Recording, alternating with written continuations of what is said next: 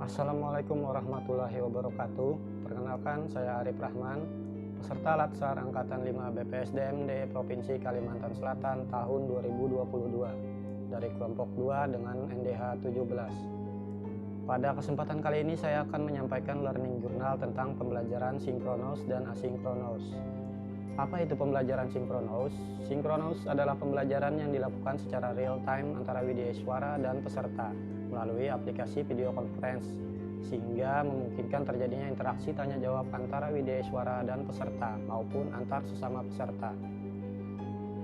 Untuk pembelajaran sinkronus, saya merasa senang karena bisa berinteraksi, melakukan tanya jawab, dan menyimak pembelajaran dengan widyaswara dan teman-teman secara real time, walaupun dilakukan secara daring dengan menggunakan perangkat video conference yaitu Zoom. Namun menurut saya untuk pembelajaran sinkronus ini ada beberapa hal yang perlu diperhatikan. Pertama, waktu pembelajaran yang dibatasi. Kedua, yang sangat penting yaitu kita harus memiliki jaringan yang stabil. Maka sebelum memulai pembelajaran dengan aplikasi Zoom, sebelumnya kita harus memastikan tempat kita harus memiliki jaringan atau sinyal yang bagus dan stabil sehingga tidak mengganggu pada saat pembelajaran. Selanjutnya yaitu pembelajaran asinkronus. Pembelajaran asinkronus adalah yang dilakukan tidak di waktu yang sama antara widyaswara dan peserta.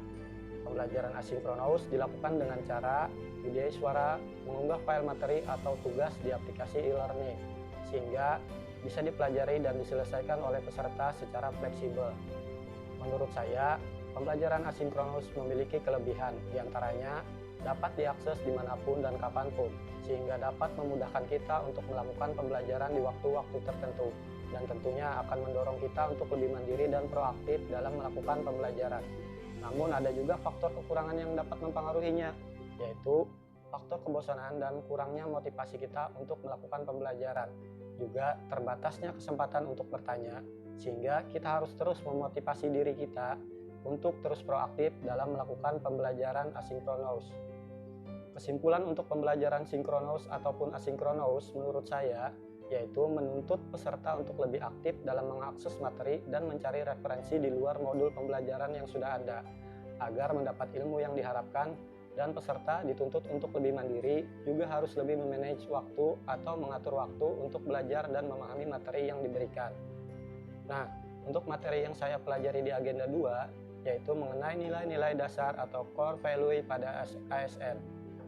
Pada pembelajaran kali ini, saya didampingi oleh widyaswara yaitu Ibu Emi Fatimah AKS MM. Beliau membagikan materi secara asinkronus dan memaparkannya secara sinkronus melalui video conference Zoom.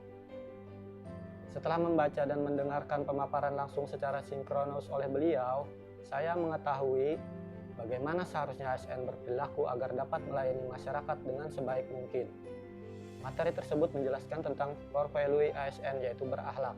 Berakhlak adalah akronim dari berorientasi pelayanan, akuntabel, kompeten, harmonis, loyal, adaptif, dan kolaboratif.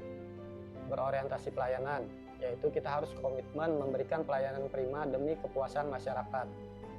Akuntabel yaitu kita harus bertanggung jawab atas kepercayaan yang diberikan. Kompeten yaitu kita terus belajar dan mengembangkan kapabilitas.